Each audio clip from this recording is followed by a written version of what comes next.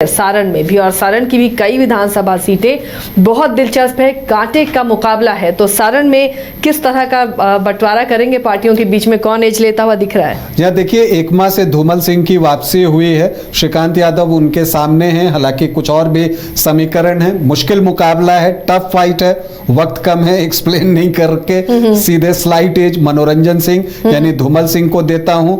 मांझी में लगता है कि प्रभुनाथ सिंह के बेटे रणधीर कुमार सिंह के लिए परेशानी हो सकती है। यहां से सीपीआईएम के सत्येंद्र यादव को बढ़त मिलती दिख रही है। बनियापुर की सीट में बहुत कांटे का मुकाबला है, यहां भी आप कुछ नहीं बता सकते। केदारनाथ सिंह और चांदनी सिंह के बीच में स्लाइट एज केदारनाथ सिंह को बीजेपी। तरैया से जनक सिंह अभी सिटिंग विधायक हैं बीजेपी के, लेकिन मुझे लगता है कि यहां से आरजेडी ने जो रणनीति बदली और राजपूत कैंडिडेट ही उतार दिया है, तो शैलेंद्र प्रताप आरजेडी को जो है थोड़ी बढ़त यहां पर दिख रही है, स्लाइट एज। मढ़ौरा से तो चूंकि एलजेपीआर के प्रत्याशी का पर्चा ही रद्द हो गया था, अंकित कुमार को फिर एनडीए ने समर्थन दिया था, तो जितेंद्र कुमार राय के लिए कोई मुश्किल नहीं होगी आरजेडी के, वो बढ़त पे हैं। छपरा की सीट जो है वो सीट खास है, क्योंकि यहां से खेसारी लाल यादव जो है वो चुनाव लड़ रहे हैं। बीजेपी से छोटी कुमारी और जन स्वराज पार्टी से भी जयप्रकाश सिंह और राखी गुप्ता निर्दलीय हैं। यहां पर अगर राखी गुप्ता ने छोटी कुमारी के वोट काट लिए तो खेसारी लाल यादव को क्लियर कट एज है, लेकिन मार्जिन बहुत ज्यादा नहीं होगा, क्योंकि चुनाव जैसे जैसे नजदीक आया है राखी गुप्ता के वोट छोटी कुमारी की तरफ शिफ्ट होते चले गए हैं। तो यहां भी कांटे का मुकाबला है, टफ फाइट है, क्योंकि स्टार पावर है, तो खेसारी लाल यादव को स्लाइट एज। इसमें सिर्फ स्टार पावर की ही बात की जा सकती है, आप देखेंगे और कोई ज्यादा कुछ नहीं है।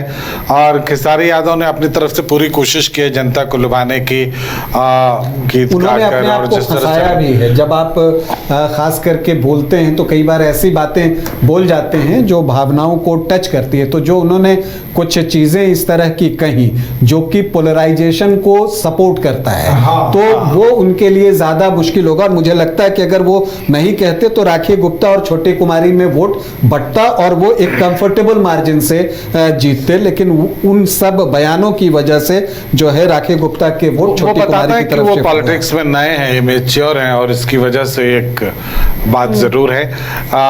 लेकिन यह है कि उनके चेहरे का एक चार्म तो है उस इलाके में, ये मानना होगा आपको।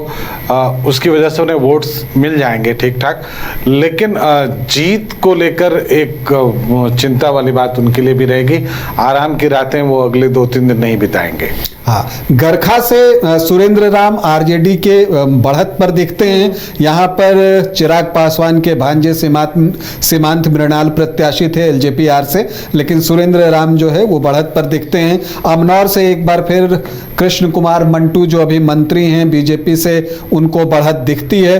परसा में बहुत टाइट फाइट है छोटे लाल राय और करिश्मा राय के बीच में, लेकिन एक स्लाइट एज करिश्मा राय को आरजेडी की प्रत्याशी हैं उनको दिया जा सकता है। रिश्ते में तेज प्रताप यादव की अभी वो सिस्टर इन लॉ लगती हैं, वो हैं। सोनपुर में जो है चुनाव दिलचस्प है, विनय सिंह रामानुज प्रसाद यादव दोनों के बीच काफी लंबे समय से मुकाबला होता रहा है। विनय सिंह ने राबड़ी देवी को भी पराजित किया है यहां से, लेकिन एज जो है वो रामानुज प्रसाद यादव को ही दिख रहा है आरजेडी के। तो चलिए, सारण में किसको कितनी सीटें मिल रही हैं? सारण में जो मुझे लगता है जेडीयू को 1, बीजेपी को 2, आरजेडी को 6 और भाकपा माले को 1, सीपीआईएम को 1। तो रोमिता, क्लियर हो गया आपको? BJP 2, JDU 1, RJD 6, CPIM 1 seat है, यानी कि एनडीए के 7, एनडीए 3 और इधर इंडी ब्लॉक। हाँ, तो अब आगे वैशाली का रुख करते हैं। वैशाली में 8 विधानसभा सीटें हैं। वैशाली में अब किस ब्लॉक के किस खेमे के पास कितनी सीटें जा रही हैं? देखिए, वैशाली में भी चुनाव बहुत दिलचस्प है। हाजीपुर में अवधेश सिंह बीजेपी के सिटिंग विधायक हैं, पिछली बार बहुत कड़े मुकाबले में फंसे थे, लेकिन इस बार लगता है कि उनको स्लाइट एज है। अवधेश सिंह जो है यहाँ पर लीड करते दिखते हैं। लालगंज में मुकाबला बहुत घमासान है, संजय कुमार सिंह और शिवानी शुक्ला के बीच बीच में कुछ भी बताना बहुत मुश्किल है, लेकिन अगर एक स्लाइट एज की बात कीजिए और कुछ सिंपैथी वोट अगर शिवानी शुक्ला को गया है तो आरजेडी को एक स्लाइट एज दिया जा सकता है। वैशाली में तो फ्रेंडली फाइट थी, अजय कुशवाहा और संजीव सिंह दोनों खड़े हो गए थे। एक कुशवाहा थे, एक भूमियार थे, जनसुराज ने भी यहाँ से भूमियार उतार दिया। वृषण पटेल वो खुद भी चुनावी मैदान में यहाँ से निर्दलीय उतर गए थे। एक मुकाबला यहाँ पर भी टफ है। सिद्धार्थ पटेल को एक स्लाइट एज जेडीयू प्रत्याशी को दिया जा सकता है। उसके बाद सबसे खास सीट महुआ की सीट है, यहाँ से तेज प्रताप यादव चुनाव लड़े हैं। यहाँ पर एआईएमआईएम के भी प्रत्याशी थे, मुकेश रोशन थे, संजय सिंह एलजेपीआर से लड़ रहे थे, आसमा परवीन जेडीयू के टिकट पर पिछला चुनाव लड़ी थी, वो भी चुनावी मैदान में हैं। तो वोट सबने सबके खींचे हैं। तो अब क्या अरेंजमेंट यहाँ वोटों का होता है उस पर परिणाम निर्भर करेगा।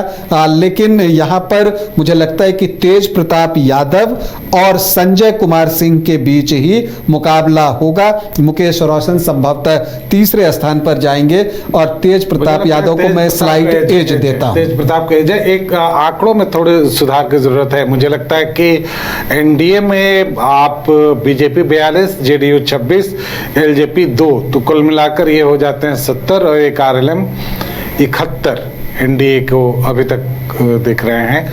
महागठबंधन में 26 और 8 34 36 41 ये अपडेट नहीं किया है ये। अच्छा, ये पुराने आंकड़े। हाँ ठीक है, ठीक है। एक आप पीछे वाला भी देखते रहिएगा, जो आप स्क्रीनशॉट ले रहे हैं उससे आप मैच कर लीजिए। अब आप अगर इन आंकड़ों को देखेंगे आशीष जी, तो बहुत दिलचस्प होगा आपको जानना।